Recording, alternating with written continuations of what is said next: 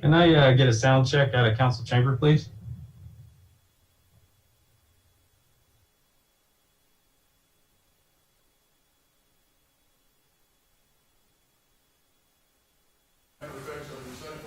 Oh boy, that's a fun 3 days. Candace? Mine was 24 hours, but it was a miserable 24 hours. 10-4, I can hear you. Thank you. Still grateful I didn't get it. I think.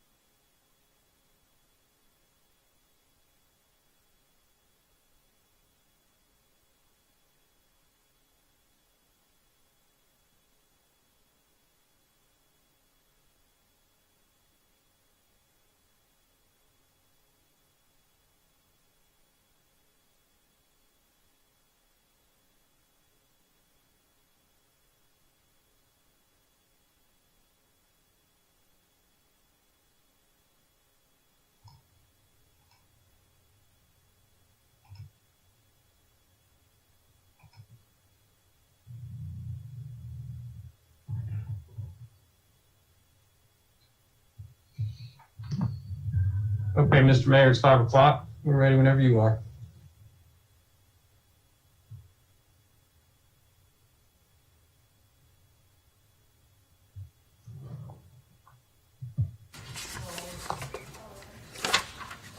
Good evening. Welcome to City of Sugar Land City Council meeting for Tuesday, February the 23rd. First item on the agenda is closed executive session.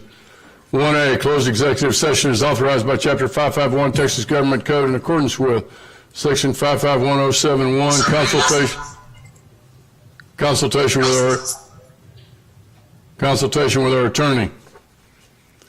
At this time, we're going to reconvene in executive session.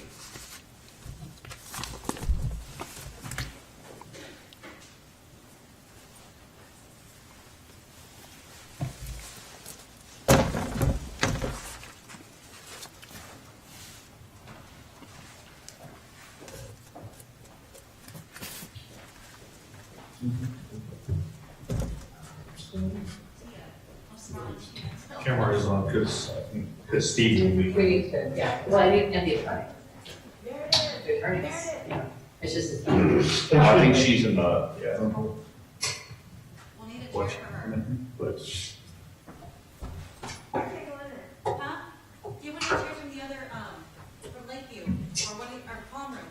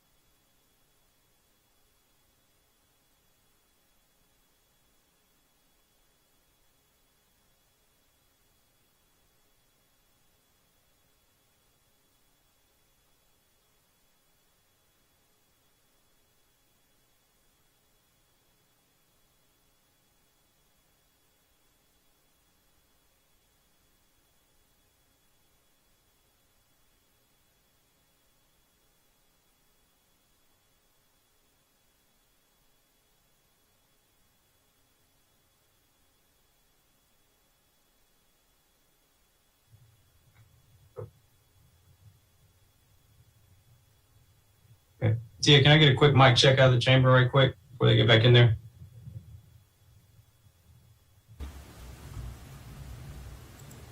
Can you hear me? Yes, ma'am. Thank you.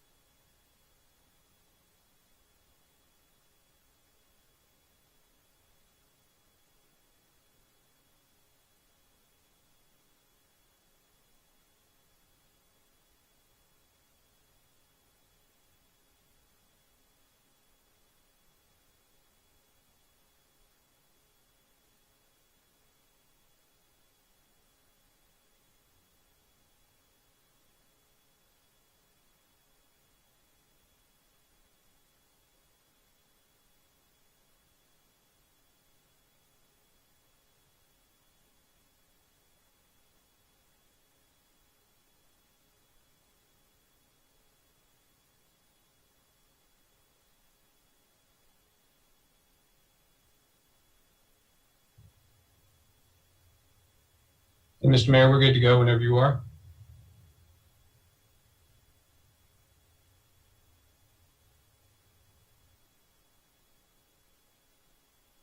Through an invocation followed by the Pledge of Allegiance. Councilmember Stuart Jacobson, can you lead us in the prayer, please? Yes, thank you, Mayor. Please bow your heads. To begin, I want to ask that we take a moment of silence to remember the members of the Wynn family who died last week in the Edgewater subdivision house fire, 3 children and a grandmother. So please just give us a moment to remember them. Let us pray silently together, each one of us according to our individual beliefs. First, for those who have suffered greatly during the disastrous weather of the last week, especially for the elderly, the infirm, and for those without the means to recover quickly. Second, for our public safety professionals and all city staff called to go above and beyond their normal duties, and for members of the community who volunteered time, treasure, and companionship. Third, I ask for wisdom. Even if we have different opinions, give us unity of spirit. Help us to each listen politely as others share their points of view. Help us to work as a unified team in combining ideas for a great outcome.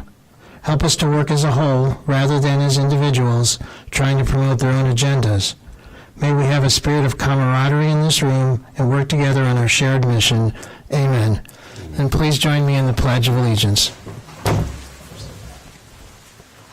I pledge Allegiance to the flag of the United States of America and to the republic for which it stands, one nation under God, indivisible, with liberty and justice for all.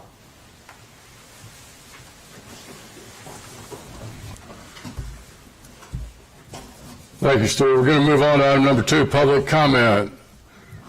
Thomas, do we have anybody on the public comment? No, sir. Nobody signed up at this time. Item number 3, consent agenda. All the items on the consent agenda are considered routine, unless the council member wants to pull one, at which time we'll take that item individually and receive a staff presentation. Do I have a motion? Motion to approve. I've got a motion by Lane, a second by McCutcheon. Any other questions? Vote at this time, please.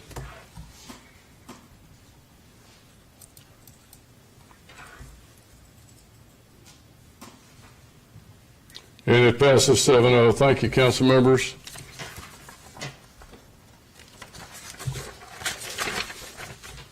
Item number 4, item number 4, audited financial statement. 4A, received for filing the City of Sugar Land audited comprehensive annual financial report and auditor's opinion for the fiscal year ended September 30th, 2020. We have with us our own Alka Shaw controller and Sarah Roberts, who is the CPA with Weaver and Tidwell LLP. Alka, Sarah, welcome. Thank you, sir. Good evening, Mr. Mayor, members of the council, city manager. I am happy to report to you that the fiscal year 20 is now closed. The staff of Weaver, the city's external audit firm, has also completed the state-required annual financial audit and prepared the comprehensive annual financial report. We met with the Finance Audit Committee on February the 4th to discuss the audit and the city's net financial position. This evening, Ms. Sarah Roberts of Weaver is joining with us to present the audit. Sarah? Thanks, Alka, and good evening to you all. My name is Sarah Roberts, and I'm the City of Weaver partner for the annual external financial statement audit. It's my pleasure to be here tonight, but we also have several additional team members who are key participants in our audit.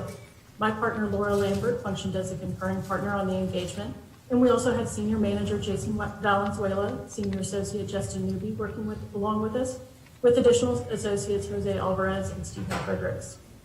At Weaver, we have a deep bench of specialists and in-house experts who are available to assist in specialized areas such as, for example, information technology specialists who assisted with that aspect of the audit. Next slide, please. Thank you. We performed our audit in accordance with United States generally accepted auditing standards, as well as the generally accepted standards specific to governmental entities.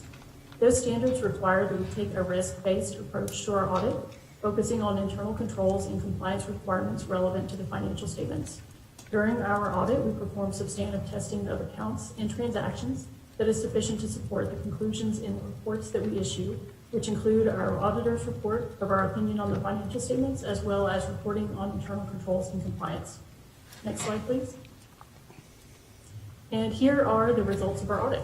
We issued an unmodified opinion on the financial statements, which is a clean opinion and is the highest level of assurance that we can give that the financial statements are free from material misstatement. And in our reporting on internal controls and compliance, we identified no material weaknesses or significant deficiencies in internal controls and no instances of material non-compliance. Next slide, please. So that sums up our audit in a nutshell. That's a real high-level overview, but the actual process is very detailed and rigorous and involves several layers of technical review and quality assurance on our end. I'd be happy to address any questions regarding the audit, but the rest of my presentation consists of a handful of slides that give a very high-level overview of the city's fiscal year 2020 financial statements in comparison to 2019, and in some cases I've included 5-year trend information for comparison. Next slide, please. Yeah, I have a question before you move into the detail, if that's okay. Go ahead, Steve. Yes, how did you find the cooperation of our staff in undertaking this audit? Thank you for your question. I'm pleased to answer that question. Cooperation was just as good as it could be. Complete cooperation, prompt responses to every question, inquiries, everything we asked for was promptly supplied. So short answer, perfect, basically as good as we can expect and as good as we can hope for. Thank you. Thank you very much, and thanks to our staff. Didn't expect anything else. Alka, congratulations. Go ahead, Sarah. All right, thank you.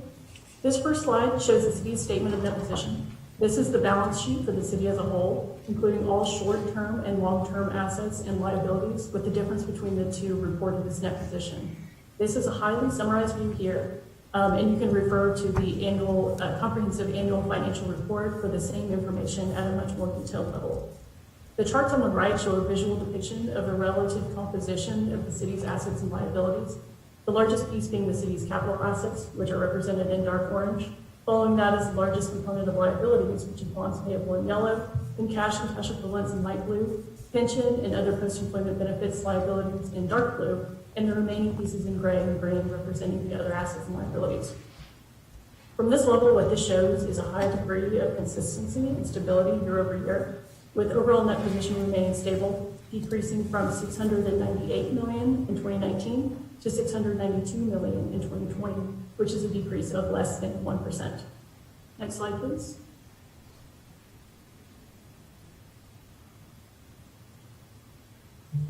Moving on to a closer look at non-current liabilities year over year. There was an overall decrease in non-current liabilities of about $15 million, which is primarily attributable to the decrease in pension and other post-employment benefits liabilities, which I'll address further in the next slide. The pie charts depict, oh, sorry, that was confusing, please go back. Sorry about that. The pie charts depict the composition of non-current liabilities year to year. And again, you see this theme of consistency as there were no major changes in composition of non-current liabilities from year to year. The largest portion is general obligation bonds represented in light blue, followed by revenue bonds in orange and certificates of obligation in gray. The pension and other post-employment benefits liabilities are represented in dark blue. And while this represents a relatively smaller piece of the city's total non-current liabilities, this is typically an area of interest. So as I mentioned, I have included information on this topic on the next slide. Now, please.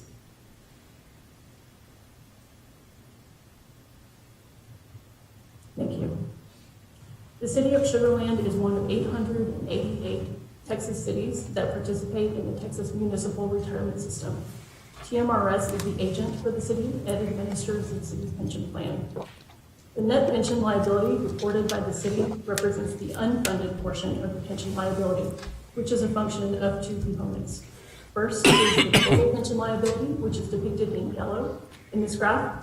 This represents the estimated present value of projected future benefit payments. It's the estimate of all future benefit payments discounted back to present value, as in what is the value today of all future benefit payments. As you can see, there's been steady growth over 5 years, which is completely to be expected as the city is growing and the workforce is growing. The second component to this is the pension assets, which have already been accumulated to provide the resources for payment of future benefits. The pension assets are represented in green, and you can see steady growth over a 5-year period as well.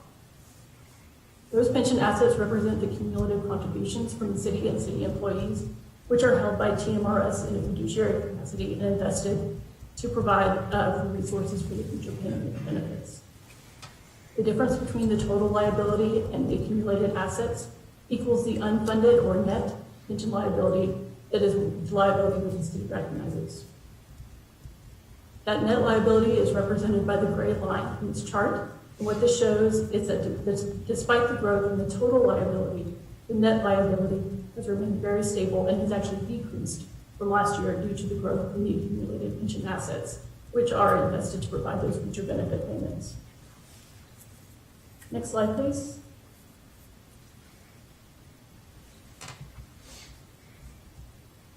Continuing on the discussion of the pension, while the city does report a net liability, the only annual obligation is the city's matching contributions, which are a function of payroll expenditures.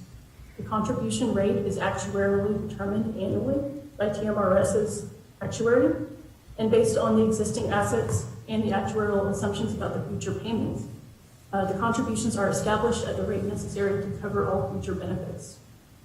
This slide compares the annual contribution rate to the funded ratio for the pension system. The funded ratio is represented in blue, and the contribution rate is represented in red. And what's significant to note here is that while the funded ratio has increased, because the growth in assets has outpaced the growth in the liability, the contribution rate has actually decreased. This chart shows fiscal years 2016 to 2020, but I'll also note that in 2021, the contribution rate continued to decrease to 14.43%. Overall, this paints a very positive picture of the health and stability of the TMRS system, which is also a reflection of its structure and its design. Thank you. All right, moving on to a narrower focus on the general fund, which is the city's main operating fund.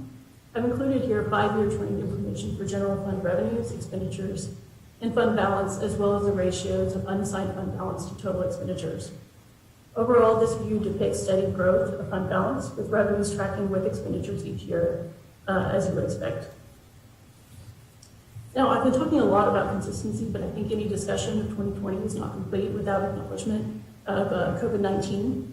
The pandemic certainly had impacts in a lot of ways and created a number of challenges, but for the purpose of my presentation here, the scope is really limited to the context of what that looks like and how that affected the city's financial statements. And this is where you can see that. If you focus on the revenue trend, which is represented by the dark orange line here, there's steady growth as you would expect to continue to see as the city continues to grow, but that trend changes between 2019 and 2020. Instead of a continued increase, there was actually a decrease in revenues in the general fund in 2020. And in fact, beyond the general fund, there were decreases in several revenue streams, including airport revenues, which had a decrease of more than $3 million, and a decrease in sales tax revenue of more than $3 million as well. And with these financial effects and considering the broader operational impacts of COVID-19 and the fact that we still see this picture of stability and a high degree of consistency in the city's financial statements, I think that really speaks to the adaptability and overall ability to respond to the challenges on the part of the city's financial management, because there were a lot of ways that the situation could have had a greater impact than what we see here. Next slide, please. All right, so the last topic here is a closer look at general fund expenditures. Overall general fund expenditures increased by about $4 million from 2019 to 2020, but overall the composition of those expenditures remained very consistent. The majority of expenditures are attributed to public safety, police, fire, and EMS, which are represented by gray and yellow. Those are followed by general government expenditures, which are in light blue, public works in the medium blue, and the remaining functions each represent 10% or less of total expenditures. Next slide, please. So finally, I just wanted to conclude by taking a moment to express my appreciation and gratitude for the city staff. As I mentioned previously, we received complete and total cooperation, prompt responses to all inquiries. And overall, I can say that our observation was one of really very high quality financial reporting and accounting practices. So thank you very much for that. Next slide, please. And that being said, I'd be happy to take any questions at this point. Thank you, Sarah. At this time, I'm going to open it up to the Finance Audit Committee. William, Stewart, and anything that you guys would like to say? I have no comment. Okay. Mayor, we were very pleased with our choice when we selected Weaver, and the whole process has proved us that it was a correct choice. And I'd like to move that we accept the audited financial statement. Is there an action necessary? I think it's a no action item. No, sir. It's just to receive the audit report. So why don't any questions for Sarah or Alka from any of the council members? Alka, as always, great job. Sarah, thank you and your firm.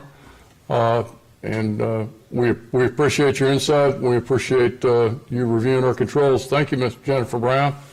Another great job. We're going to move on now. We're going to move on to item number 5, contracts and agreements. 5A, consideration of an action authorization of a time out. I'm going to have to recuse myself. Jennifer, you're going to take over. This is an item that I'll step out, and then Jennifer, you'll take over.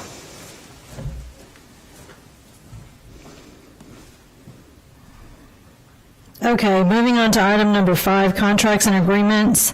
Consideration of an action on authorization of a professional services contract with Half Associates Incorporated in the amount of $605,444 to provide design services for Avalon, Brazos Landing, and Commonwealth Drainage Improvements Phase 1 and 2 projects, CIP CDR 2105 and CDR 2107, and we have presenter Andrea Broughton, the Assistant City Engineer. Andrea. Yes, thank you very much. Good evening, Council. I would like to begin by presenting this project for you guys. In 2018, the city completed a drainage study for this area, for the Elkins Road between Commonwealth Boulevard and University Boulevard. The purpose of the study was to identify any possible solutions to minimize this street ponding in order to provide one passable lane during major storm events along these major roadways. During the analysis, we evaluated a few alternatives to identify the most feasible and cost-effective solution for the city.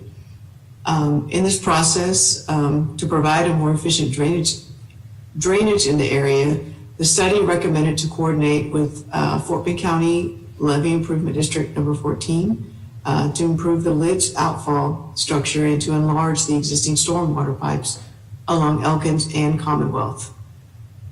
This project was approved by the voters of Sugar Land as part of the 2019 GeoBond projects. Next slide. As you can see here, the map shows that this project will include improvements along Commonwealth, starting from Monarch Drive towards Elkins, and then turn down Elkins with improvements. And in addition, a little over to the right on the screen shows where the weir improvements will be made on the Fort Bend County Lid 14 pond. Next slide. For this project, we went through the consultant selection in accordance with PU-109 with requests for the statement of qualifications. In September 2020, the city received 21 submittals that were then evaluated and ranked by the selection committee. This selection committee consisted of staff from both engineering and public works department. Upon the completion of the evaluation, the committee interviewed the top 3 ranked firms and selected the top ranked firm from the interviews, which was Half Associates, Inc. Next slide. Regarding the project, as I mentioned, there are 2 phases in this project, and both phases will be designed with this contract. The specific project scope for phase 1 includes improvements to the Fort Bend County Lid 14 outfall.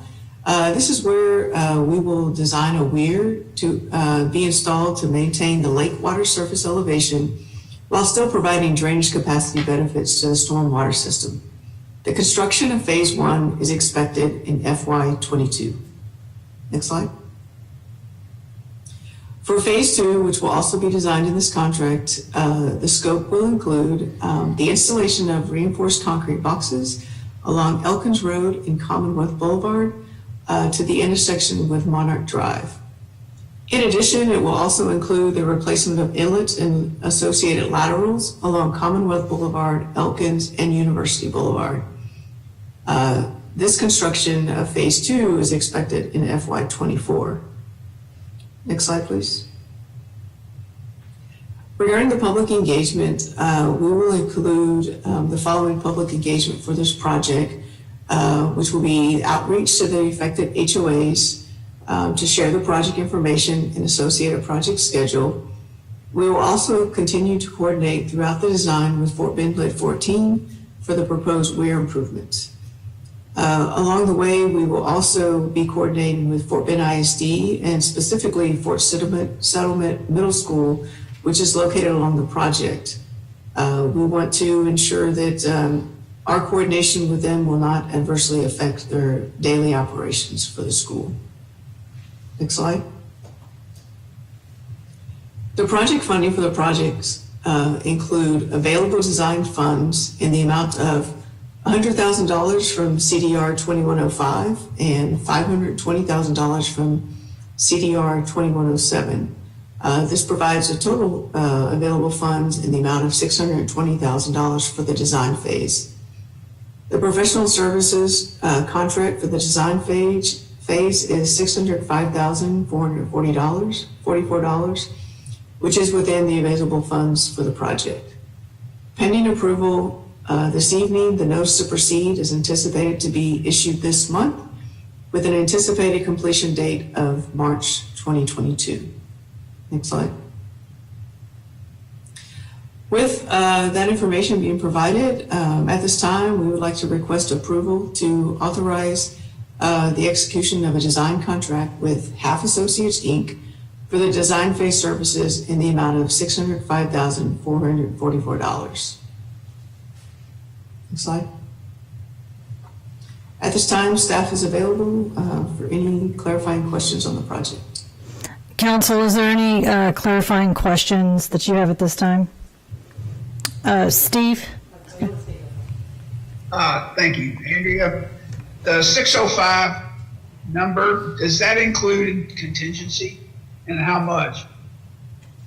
Yes, so this is for the design phase only, and the design scope is defined very clearly in the document, and we don't anticipate any design changes or additions for this project. But if there is, we do have a remaining balance from the 620,000 that's available. We are only using $605,444. So if that does come up, I feel confident we should be able to address that. Okay, so if I'm understanding your response, you have zero contingency in the contract, but we have available funds still in one of those two projects. Yes, sir. That we, Yes, sir. all right. Jennifer, can I have a follow-up? Yes, go ahead, Steve. Andrea, when we do this design, does this take us to the 100-year level or the 500-year level, or what are we designing this to accommodate? So the focus of the design study that was done in 2018 identified the goal to provide the one lane passable in the 100-year storm. So that is the goal of the project, and we're meeting that with the design phase of this project. Not to be too selfish. Sure. Can I have one more? Go ahead, Steve. Was this area built before it was annexed into the city? I believe so. I may want to reach out to Chris. Andrew, not, yes, Councilmember Stubbs, Avalon was built prior to being annexed into the city. Okay, I know when we have development in the city, we make sure that we have the proper drainage. And so sometimes we gotta get stuck with stuff that's not quite up to our standard, the Sugar Land Way. So just checking. Thank you very much, Andrea and Chris. Yes, sir.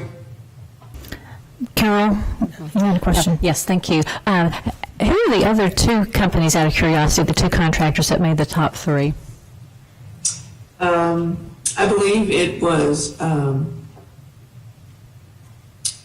Dannenbaum and I believe it was Brown and Gay. I can verify that for you, but Jesse, did you have your hand up? Andrea, I think it's AECOM. Okay, yes, that's right. AECOM and Dannenbaum, yes, ma'am. Okay, great. Yeah, well, this is very much needed because if there's going to be some heavy rains, I mean, the fire truck has to literally be moved away from the fire station so it can be usable during an emergency. So this is very much needed, and I'm very, very delighted that we're proceeding with the design services. And so I would like to make a motion to approve. Okay, we have a motion by Councilmember McCutcheon. Are there any other clarifying questions from the council? Okay, do I have a second? Second. A second by Councilmember Jacobson. Would you vote us at this time, please?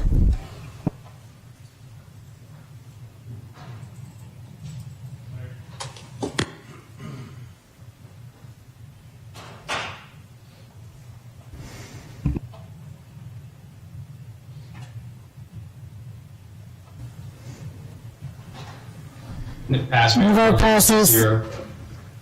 This vote passes 6-0.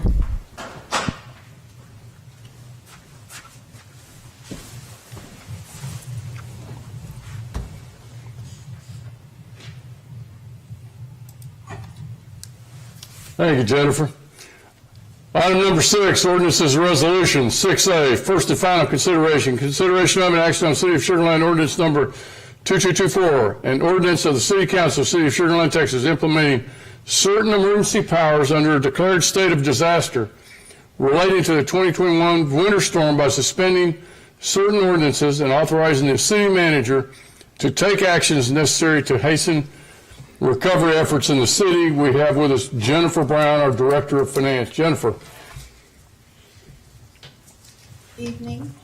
This evening, we're here to address an ordinance granting some emergency powers to the city manager due to the storm and the mayor's declaration. I would like to start off by acknowledging that there will be an operational update on the storm and the recovery efforts during the city manager's report this evening. And so this presentation for this ordinance is really just covering the actions in this ordinance that are designed to speed recovery relief efforts to our residents.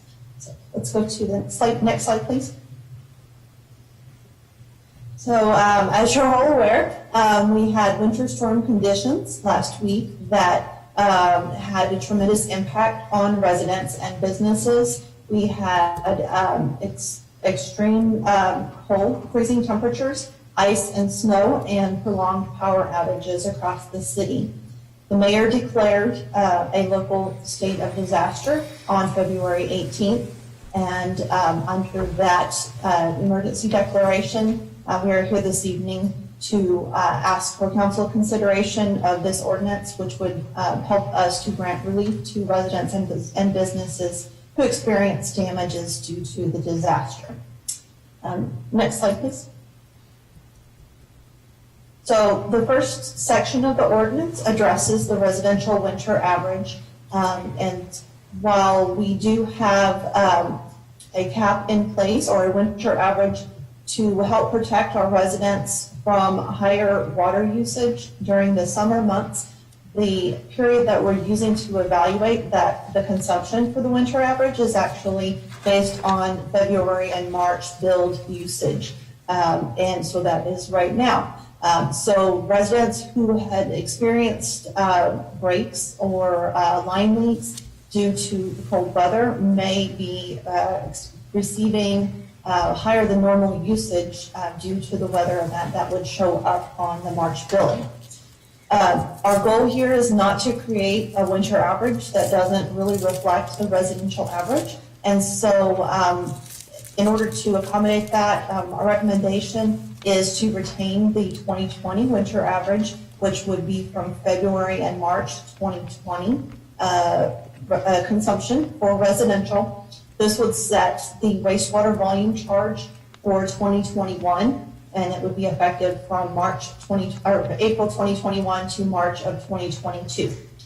However, we would like to provide, if residents do feel or have their bills and have a decrease in their usage, because we are aware that residents do monitor their usage during this time period.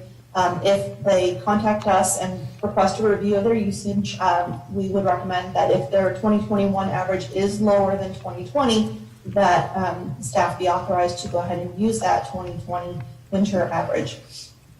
And so we would do that on a case-by-case basis and manually adjust those winter averages on a case-by-case basis. Next slide, please.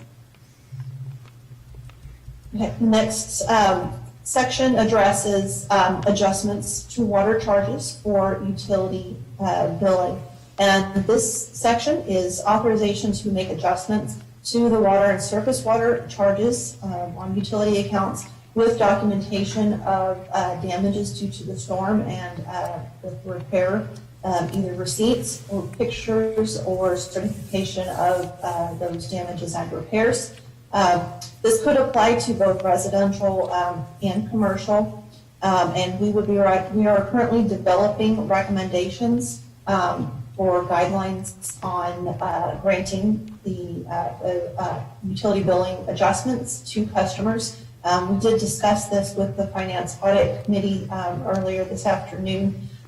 We would only be applying adjustments to the billing period that is affected by this winter storm, which would be last week. And so we read our first round of meters yesterday, but the meters will continue to be read through the third week of March. So this is going to be an ongoing process, and we won't know fully who's impacted until all of the meters are read. So we will be preparing some documentation requests for customers to submit if they would like to have, if they believe they have excess usage, and we would be able to follow the guidelines and grant those adjustments based on approval of this ordinance. We also are preparing documentation or communication to our customers. We are aware that many customers are set up on auto draft or automatic pay. And if a customer has a bank draft set up and they receive a large bill, we would request that they contact us so that we could turn that off, so that we don't draft a large amount out of their account unexpectedly. And then we can get them set back up on auto draft once this is all cleared up. All right, so then next slide, please. That is the last point I have on the utility billing, other than if a resident doesn't qualify for an adjustment, we do have a provision where we do allow them to request a repayment plan, and that would be granted on a case-by-case basis if they have unusual financial circumstances that they would like for us to consider. We also participate in the Fort Bend County Social Services Program, the Utility Assistance Program, so we'll be publicizing some of those resources to our customers. The next few sections of the ordinance really address building permits, and we're trying to streamline the building permit process to allow faster repairs to be done to damaged homes and businesses, while still providing an inspection process to help protect both residents and businesses to ensure that all appropriate codes are followed. So recommendations in the ordinance would be waiver of the notarization requirement on the homestead exemption forms for improvements or repairs to single-family homes. Temporary waiver and reduction of building permit fees for repairs necessary from the storm, and allowing submission of photographs for inspection of repairs. We still want to have an inspection process, but we want to be able to expedite that, and allowing for photographic submission will help us to streamline that process and get those inspections completed as quickly as possible. We're also recommending a waiver of the contractor registration fee for those contractors who are registering with the city to perform repairs related to this storm. Next slide, please.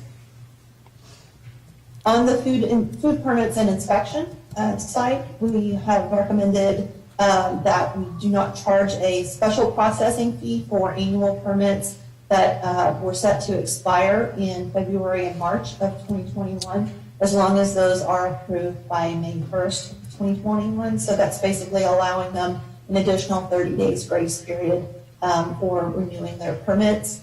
Also recommending to reduce or waive our pre-opening inspection fee, as well as the food establishment construction re-inspection fees for those that are required due to the storm-related damages. Next slide. The duration of this authorization, the permits and inspections sections would expire on May 1st of 2021. The utility billing related provisions would extend essentially through the March billing periods, and staff would be able to carry out adjustments once those requests are received. Because this is a declaration of emergency, the ordinance this evening is a first reading and would be the first and final passage effective immediately upon approval by City Council.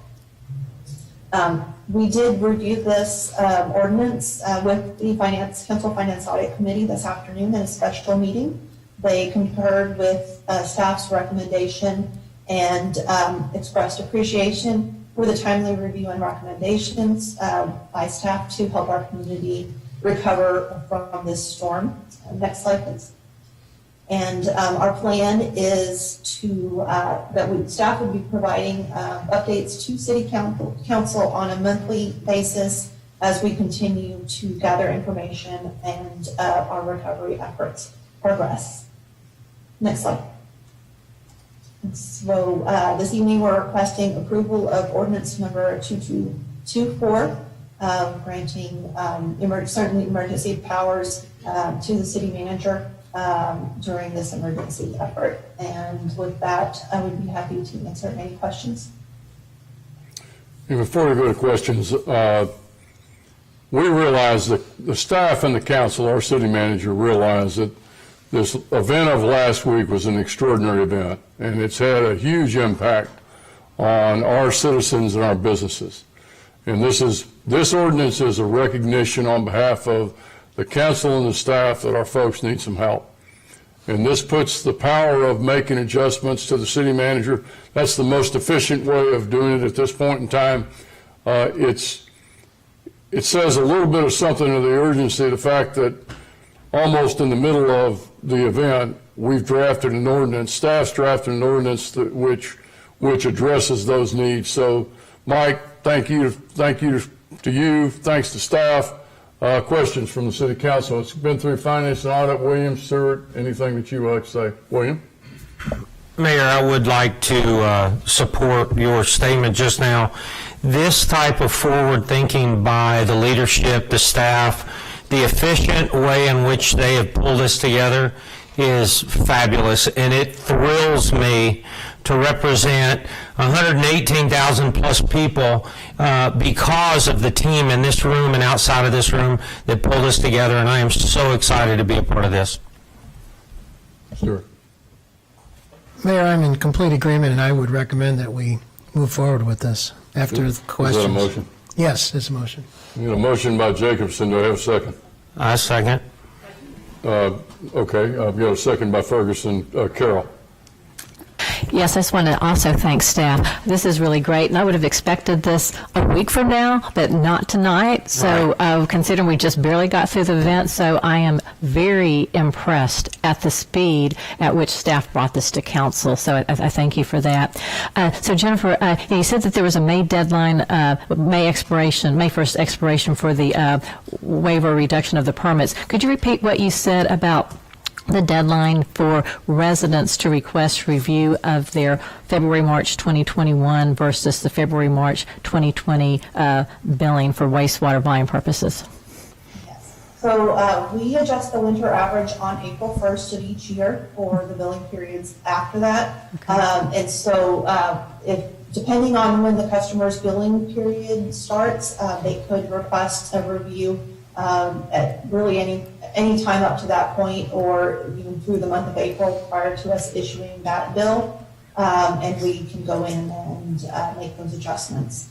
The other adjustments, we're putting together some guidelines on how those bills could be adjusted, and there will be a period of time, understandably, that will take to process any requests for adjustments, and we will be sharing those guidelines, a recommendation with the city council by the end of this week. Okay, thank you. And a follow-up, Mayor? So as far as the water, I guess the application due to like catastrophic water failure, so that is only for a catastrophic event, and it doesn't include someone who dripped water in their house for 4 or 5 days, or housed a couple extra families who were without power. It's just if they had a catastrophic break in water usage specific to that.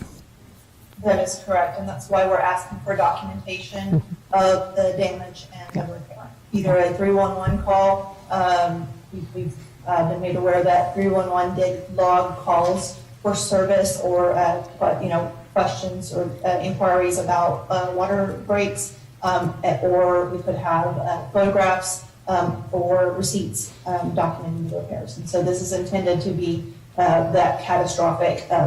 You have an extra 50,000 gallons, or it's going to vary depending on the property. But we're seeing on average in this first billing cycle, or the first day, and granted it's only been 1 day of meter reads that we've received, anywhere from a few thousand gallons to tens of thousands of gallons, average of around $100. But up to $500 wow. Compared to this time last year. And so it's really going to vary depending on the household. Okay. Thank you. Any other questions? Steve does, sir. Steve. Hey, Steve. Yes, sir, go ahead. Thank you. Jennifer, one of the points that you made was related to streamlining the addition of new contractors to our city. What provisions have you made to ensure that the contractors that we do streamline are legitimate contractors that are not going to take advantage of our residents? I'm going to defer to Lisa to answer this question. Yes. Good evening, Mayor and Council. So they will still go through the registration process. The fee component of the registration process is what would be waived. So we would still ensure that they are licensed, that they have the appropriate insurance and so forth, and that we have that documentation. It's the component that would be waived. I thought so. Just want to verify that. Thank you very much. Certainly. I've got another question, Jennifer, about one of the line items where there's going to be this periodic report to council. In any situation, first let me say that this is in no way any lack of confidence in the integrity of our staff and in particular our excellent city manager. But in our oversight requirements, I'd like to know just in general, what is it? Are you requiring people that get an exception and then we adjust their bill to let you disclose their address, or what the amount of the adjustment? What is it that we're going to see that happens under this emergency authorization? So we will track those on an internal basis, and we will have all the documentation. It will be available for the auditors to review. They always want to review any kind of adjustments that we make. So that wouldn't necessarily be shared at the bigger picture level. We will definitely have that documentation as an audit trail. The recommendation or the fact that we're going to report to you, and I may defer to Mr. Goodrum on this, is really an update of the status of the event and where we're at. You'll hear a lot more this evening in the city manager's report about all of the calls, the status of operations, and it's more of an ongoing operational update from the event.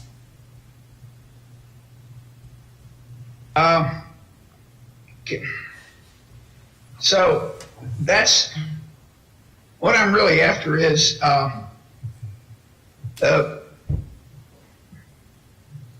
this as an emergency? I trust everybody.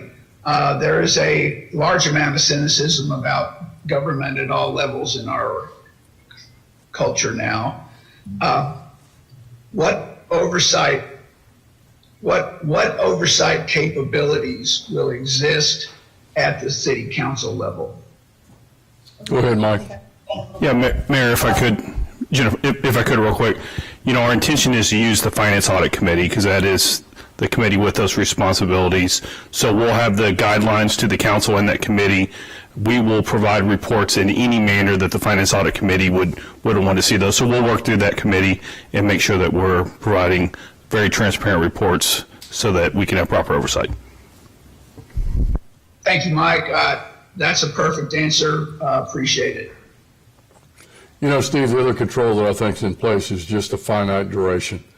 So there's only, by May 1st, those adjustments really have to be in the system. And those adjustments, to Jennifer's point, it gives an audit trail so that if a council member wants to review the details, they could certainly review the details of those transactions and look at the total amounts.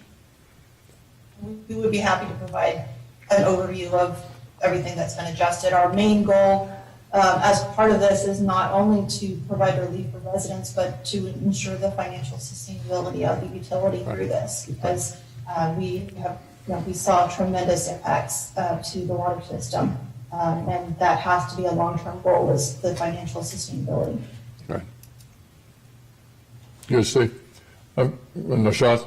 I was going to say that I probably don't need personally to go and evaluate what the exceptions are, knowing that my colleagues on the Finance Audit Committee have an oversight role, and that's fine. That's typically what we do. So that's fine with me. I just needed to understand how it was going to happen. Great answer, great plan. Thank you very much. Sean? Thank you, Mayor. Jennifer, you had mentioned the average water bill from February, March timeframe, and that from 2020. I just want to, Mike, just remind you that March is when COVID started last year, so people were at home a little bit more during that time period. So depending on when the residents' cutoff date is, they could have been more in that March timeframe versus the February. I don't know if we've considered maybe finance audit January, February time period from 2020 versus the February, March time period. I'm just concerned that there'll be more folks that were home in March of 2020 consuming more water, and now we're going to charge them more in 2021. And a lot of folks did go to hotels, they left the city, they found other family members that could have housed them with power, so just maybe a little thought there. Yeah, and that's where we want to be able to look at that on a case-by-case basis. If a family, if they did have to leave the city and have found other accommodations, their 2021 usage may be lower than it was in 2020. So we want to be able to provide that option. The ordinance currently reads February, March consumption, and that was designed to really avoid the holiday periods, which some of those January bills would reflect the December consumption. And so that's why the February and March billing periods are selected or are recommended in the ordinance currently. Makes sense. Okay. Got a motion and we've got a second. If you'll vote at this time, please.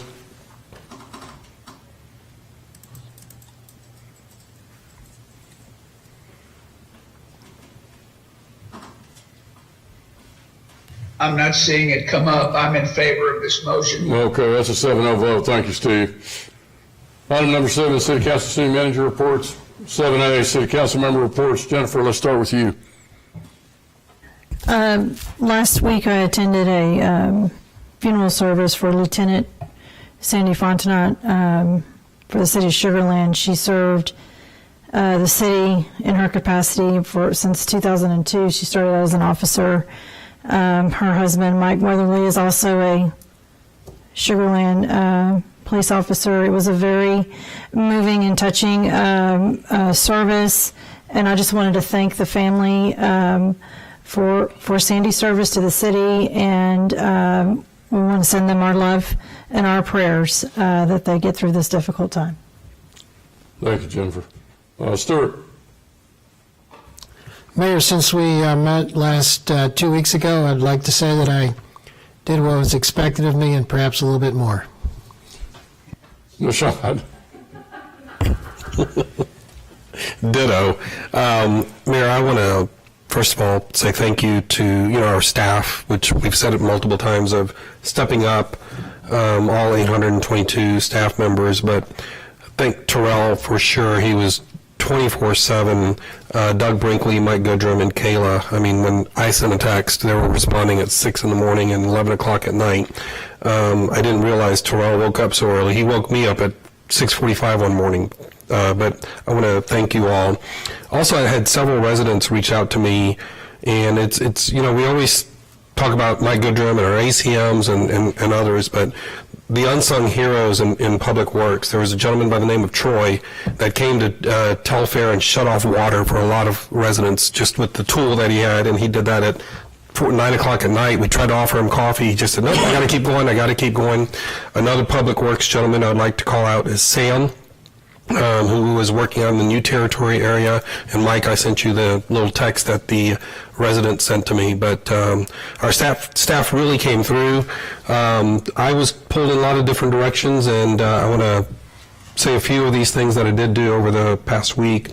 We had a warming shelter at River Point Church, which needed meals, and I was called by our state rep, J.C. Jatan, and we got 60 meals to them from friends at Ailings, and then immediately the next day they needed 60 more, and we got them more from Giro Hut this time around. I also partnered with our neighboring partner, City of Houston, with Letitia Plummer, City Council member there, and we provided 400 meals in the Sunnyside area.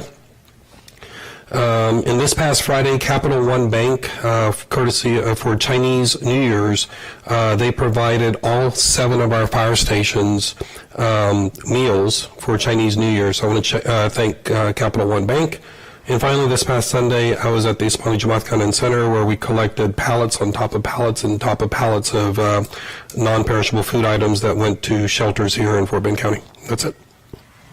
William? Yes, sir. Mayor, I am humbled by the people not only that work at this city, but also the residents of this city. This last week pushed many of us to our limits, not just physically, but emotionally. And in a time of pain, I have never seen so many amazing people, not just within the city, just so many amazing people. One of my most awe-filled moments was when Niagara Bottle Company contacted me, and within 2.5 hours, we distributed 4,200 gallons of water by hand from 71 volunteers that stood in the rain. I mean, it was the most beautiful thing, and I stood there in awe as it just rained, and it went on and on from event to event, from home to home, from our Muslim temples in the community to every faith that came out. It was the most beautiful thing I have seen in a terrible time, and I am just honored to be a part of it.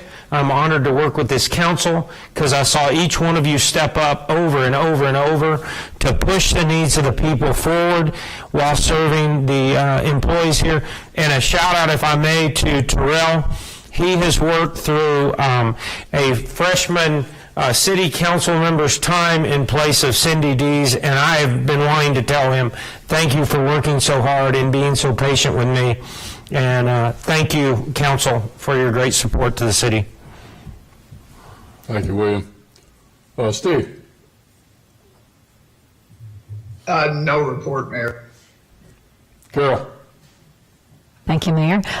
Yes, I would just like to thank staff for really coming through for our residents this past week. Everyone did a really fabulous job.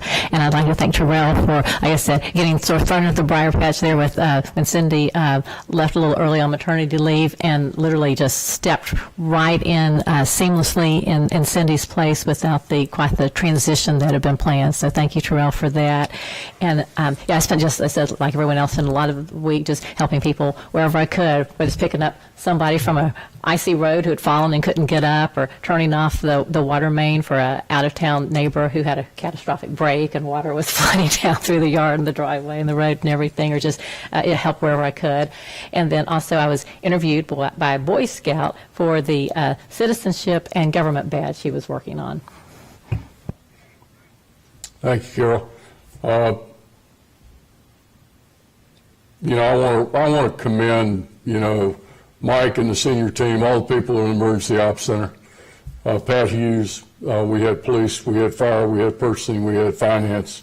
We had the senior team in there, they rotated on and off.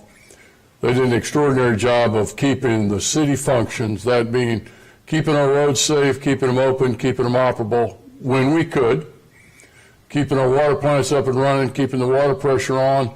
Many people don't know our surface water treatment plant and all 5 groundwater plants were without power. The groundwater plants were on generator. The one in Greatwood, actually the generator failed, which is the reason we had to go on a boil water notice in Greatwood and Greatwood Lakes. The other thing that most people don't notice is that their toilets flushed. We had staff out there continually pumping out the lift stations. They were without power.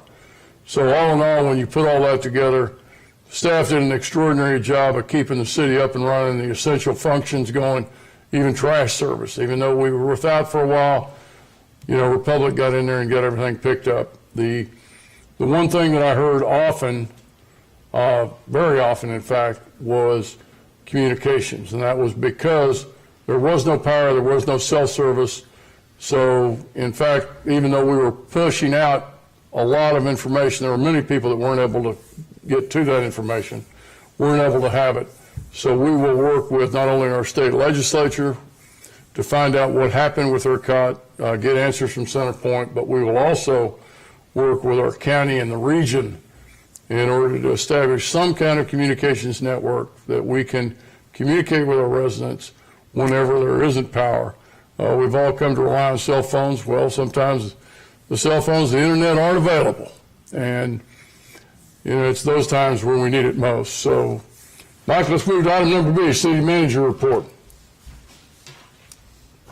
Thank you, Mayor. And Council, looking forward to giving this just update from the different areas on the emergency response. I would just remind you that since it is during my comment portion, we need to refrain from policy discussions on it. We can have workshops on it in the future, but wanted to give the opportunity to go into each of those different areas. Also want to just publicly commend our community because, you had strangers living in strangers' homes. You had people bringing generators. You had people on oxygen, moving in with other people they'd never met before. It's just this is a special place, a very, very special place. And times like this, you get to see it. And I just think our residents are special. I also can't say enough about our employees. And, one thing people may not realize is we pretty much run on 12-hour shifts.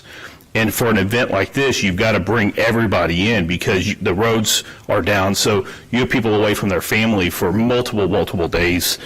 And you have them working in really bad conditions. And a lot of our employees made that sacrifice, and a lot of them went back to homes that received significant damage that they weren't even aware of, that became worse damage because they were serving. And so that sacrifice is definitely on my heart, and I appreciate our employees for that.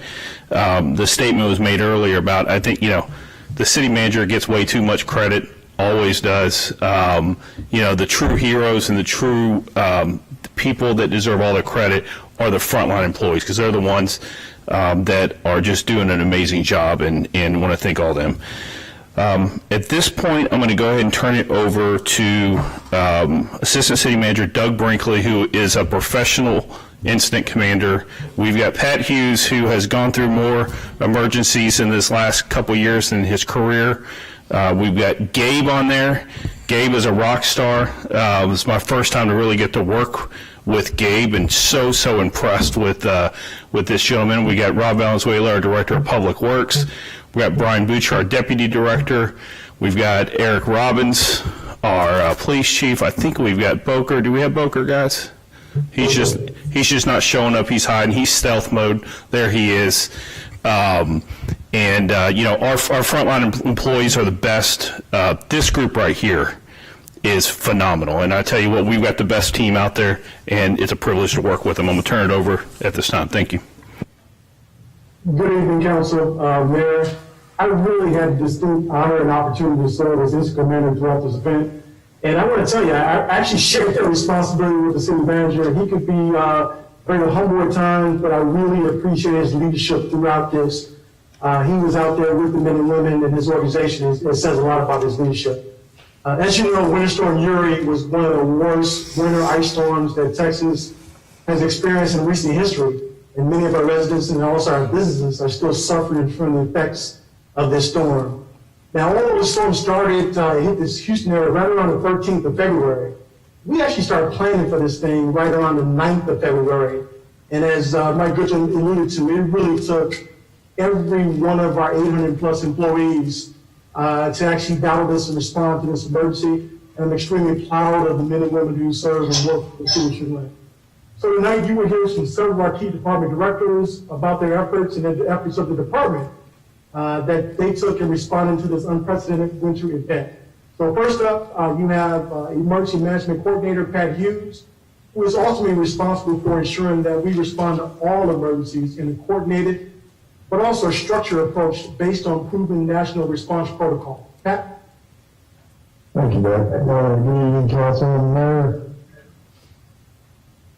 It's a pleasure to be here tonight as your emergency manager. I am extremely proud to say what a fabulous job the staff did dealing with this event. I also get the pleasure of introducing Gabe Levine, our emergency management coordinator, and he can give you an update on exactly what we did in the year. Thank you, Pat. Mr. Mayor and Council, thank you for having me this evening. Just wanted to say that this event, as Mr. Brinkley indicated, started early the week before.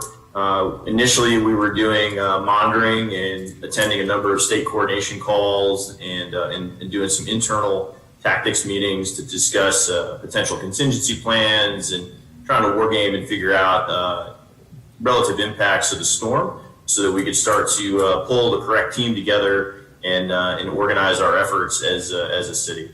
And as was previously mentioned, emergency management, we're that link between internal and external stakeholders.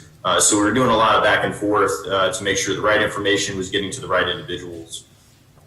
We did enter into a formal planning cycle and issued an incident action plan. We ultimately stood up an operations section that had a public safety branch, a critical infrastructure branch, and an internal services branch that looked at various aspects of what was going on and responded to the event. We were very closely tied into our county, regional, and state partners, and it was truly a statewide event in information sharing and resources.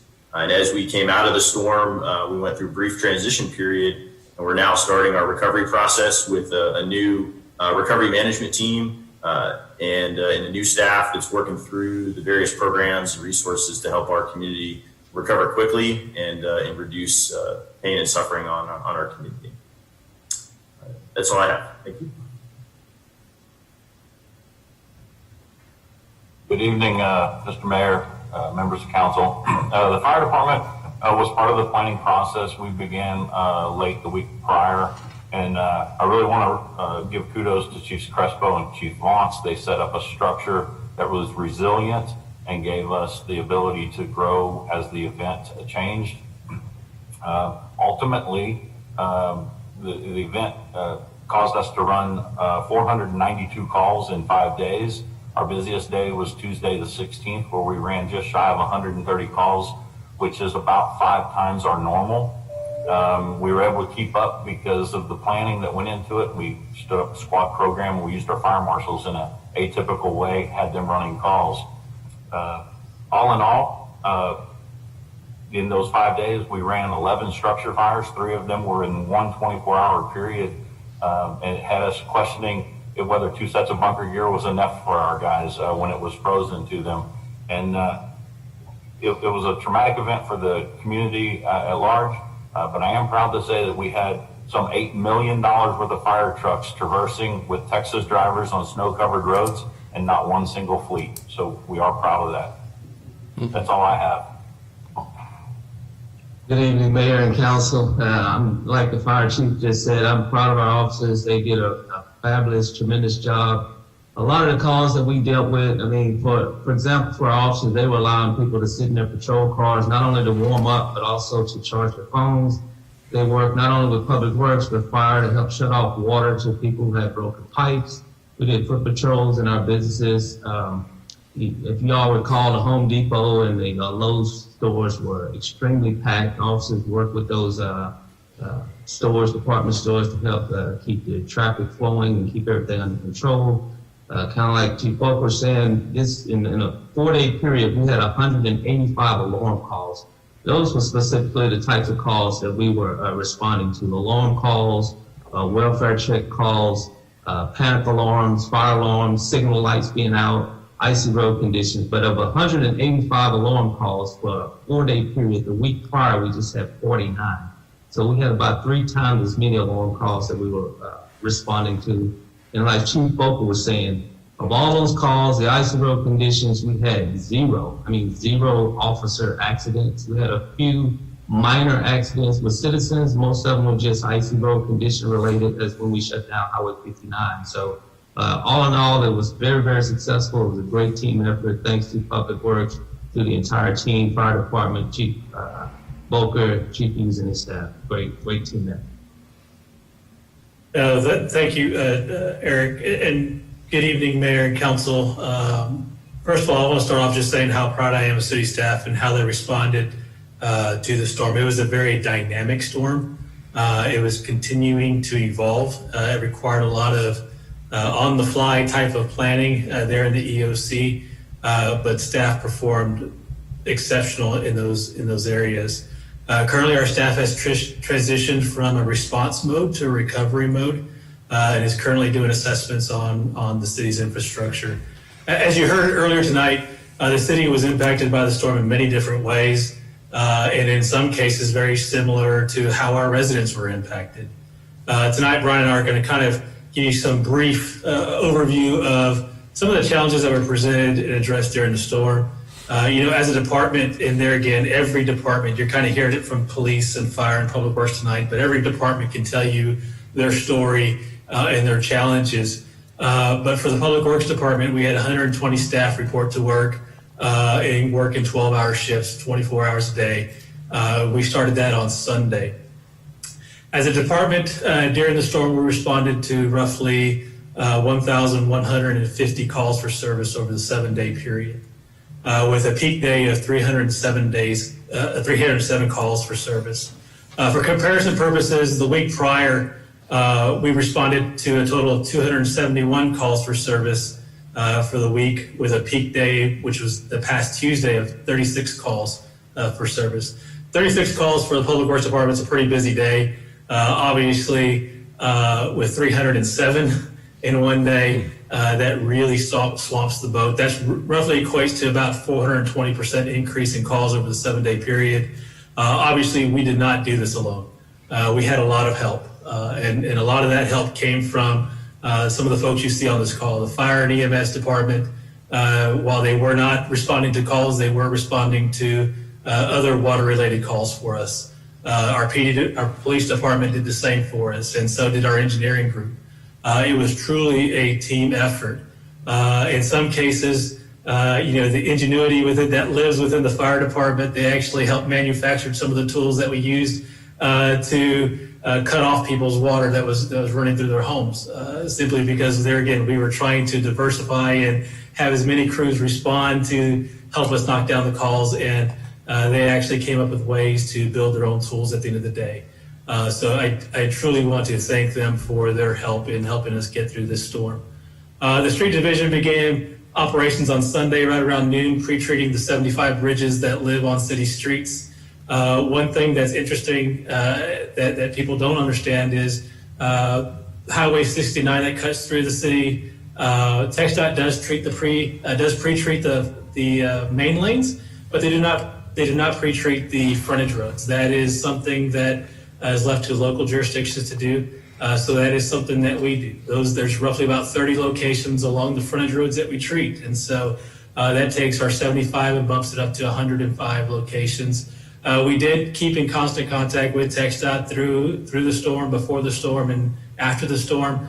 Unfortunately, as the storm continued to progress, 59 main lanes began to ice, and they were not responding to treatment. There again, our communication with the police department during the event led us to the fact that we needed to close 59. So we did that with the help of our police department at the end of the day. We did that by placing barricades and barrels at the 16 on-ramps onto 59 on both northbound and southbound direction, and then notified TxDOT. Unfortunately, simultaneously when we were doing that, we began to experience communication issues with our infrastructure within our city. As you know, communications with our infrastructure is crucial in times like this. It really becomes our eyes and ears, and when we're no longer to do that, we do have to make mitigation plans, prepare mitigation plans for those types of scenarios.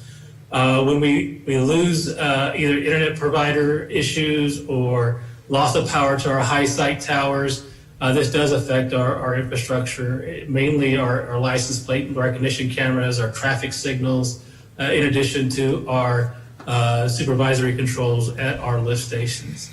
With respect to power, like I said, this was a dynamic storm. I think we all went into this with the thought of some sort of rolling blackouts, but when the decision was made to go from a rolling type brownout to a prolonged blackout, this caused multiple concerns within the city's infrastructure network. At one point in the storm, like the mayor mentioned earlier, we had 2 wastewater treatment plants on generator power, 49 lift stations being handled through a bypassing pump type scenario. We had 12 city facilities that were on generator power or had no power. 23 traffic signals that had either generator power or no power. 5 groundwater plants that were on generator power. 8 remote wells that were either on a secondary pump or had no pump. And the surface water treatment plant. A lot of those presented challenges as we moved through the storm, but staff stepped up and made best with what they had. Obviously, with that amount of infrastructure on generator power and loss of production or service, we began to develop contingency plans to mitigate the impacts. Some of these were what you would think is normal, which is increase your fuel, if you will. But trying to increase fuel deliveries in the middle of an ice storm when trucking companies decide it's not a good idea to be traveling roadways with a loaded 18-wheeler full of fuel becomes a challenge, you know. But there again, our fleet division did a great job in making sure we had almost daily deliveries of fuel coming into the city to keep our generators running. Other things that we did is we put people, and we had people stay in our water plants overnight. We provided them food and cots, and they stayed in basically what is a 10 by 10 cinder block building overnight. And the reason we do that is because since we don't have our monitoring capabilities, we got to make sure the plants are running correctly, that everything's being done. We also want that situational awareness with our plants so we can make decisions as we move forward. But our staff continue to step up. In addition to all the weather challenges and the communication issues and the power issues, we also started seeing a large demand on our water system. We started to notice a huge increase dramatically at that point. So I'm going to close out with kind of running y'all through some of those exact figures with respect to water and what happened to the Greatwood area specifically. One thing to note is Wednesday morning when we started the day, CenterPoint outage map showed that we were 60% of our system was experiencing a power outage. So 60% of our city did not have power. Also on Wednesday, we set a record for the most amount of water we've ever made in the city. We had a peak day. We treated more water on Wednesday than we've ever treated. So to give you an understanding, we have 4 water systems: Greatwood, New Territory, River Park, and our city main. The 4 of them on a normal February day will treat cumulatively about 14 million gallons a day. Last week on Monday, we treated 20. On Tuesday, a day when we had no power for the whole day for the majority of our system, we treated 30 million gallons. Again, the average is 14. And then on Wednesday, we set a new record in the city at 40 million gallons of water that was demanded. So we really started to see a major increase in demand at the same time when we didn't have power. How does that equate to Greatwood specifically? Greatwood on a normal February day is about 1.2 million gallons of water. On Monday, we treated 2.5. On Tuesday, 3.3. Again, a day when our largest plant was without power, we were on generator power. On Wednesday, 4.7 million gallons of water we treated in one day. Again, a record for us since annexation, probably a record all time in Greatwood. Greatwood itself has 2 plants, the east plant and the west plant. The west plant is up front and is much larger than the east plant. The east plant stayed online the entire time. The plant in the back stayed online the entire time and was able to provide some pressure throughout the entirety of the event. Unfortunately, the west plant lost CenterPoint power on Monday. The generator ran throughout the day, Monday, Tuesday, and into Tuesday evening, and we lost the on-site generator. The on-site generator failed there on Tuesday evening. We have a secondary generator that just runs one of the wells there, and very late at night on Tuesday night into Wednesday morning, we lost that secondary generator as well. So what we were experiencing is this peak demand of all time, coupled with the fact that our largest plant in Greatwood was out of service. Our pressures dropped below the levels that were allowable by TCEQ, and we were forced to issue a boil water notice for the area. We did secure a rental generator. It arrived on Wednesday. Unfortunately, by the time it got there, the power had already been restored and the pressure had already stabilized throughout the system. Wednesday, we began, once we got power back, following all the steps for TCEQ to get the boil water notice lifted. We worked overnight flushing the entire system, meaning running hydrants to make sure we got fresh water everywhere. We collected a number of samples Thursday morning and turned them into the lab. Also Thursday, once the roads were clear, we had 7 crews of 2 people drive every road in Greatwood and try to find leaks to turn off, residential leaks in an attempt to curb some of the demand. Also on Thursday, our staff worked with residents to distribute 11 pallets of water in the area. Friday morning, almost lunchtime, we got results back from the lab. We had satisfied all the requirements of the TCEQ, and we were able to rescind the boil water notice. Since that time, our fleet department has gone out and repaired the secondary generator. The secondary generator is actually the water pump cracked on it during the cold weather. The folks went out and totally replaced that water pump. And we've been working with our vendor to make a number of improvements to the primary generator to make sure it's up and running, and hope to load test it later this week. At this time, all of our water systems are functioning properly. And I'll turn it over to Mike. Thank you, Mayor. And if we had every department speak, we'd be here all night. What we tried to do here was just more of the public-facing ones. But that being said, y'all know there's a huge structure that goes behind it. So I'm just going to, Stacy Henderson and her group with facilities, I don't know how her and her team did it. There were times where seemed like every fire station had busted water lines. Nobody had power, and they were running around like crazy. Jason Poskowski was in charge of food, and when you've got a lot of employees that you need to make sure that they're safe and well fed, he took the lead on that, and I'm told that that employees were very appreciative of the level, and to make sure that it wasn't some frozen meal. It was a solid meal, so they could go out there and work a solid 12 hours. Jesse Lee, in the EOC, and then Lisa Kochik-Meyer handled a lot of the planning. So a lot of the day before, Lisa had it nailed, and so that made everybody's job much easier. Paula Kuchka, she is an amazing human resources director, and I'll tell you, her team and Jennifer, along with Jennifer May and others, are reaching out to every employee to see what they need. I mean, to me, that's tremendous. We opened up our city facilities for staff to shelter in.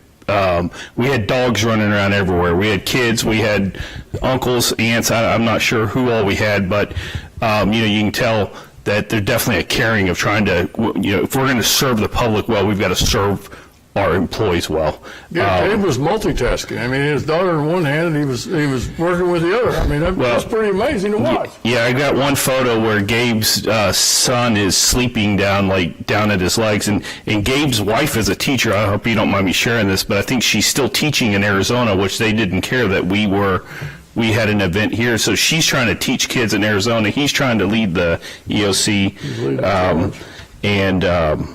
so yeah, I'll just kind of leave it with that. Definitely a lot of, were we perfect? Absolutely not. I look forward to, one of the reasons why I think our performance was strong is because, one, the Sugar Land Way, our employees really care. Two, we take these events and we tear it apart and we scrutinize every decision we make, and we criticize ourselves and we run ourselves through the ringer so that we can have plans moving forward to get better. And so a lot of this has to do with prior years, has to do with prior city management, it has to do with those things of developing the structure. So I will end it with that. Thank you very much. I know we can, if there's any comments, I think we can take a few, but we'll get that after action review to you. Thank you.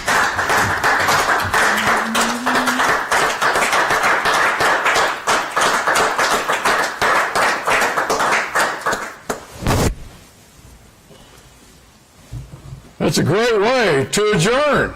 Do I have a motion to adjourn? You got a motion to adjourn. We adjourn at 6:55. Thank you, Council.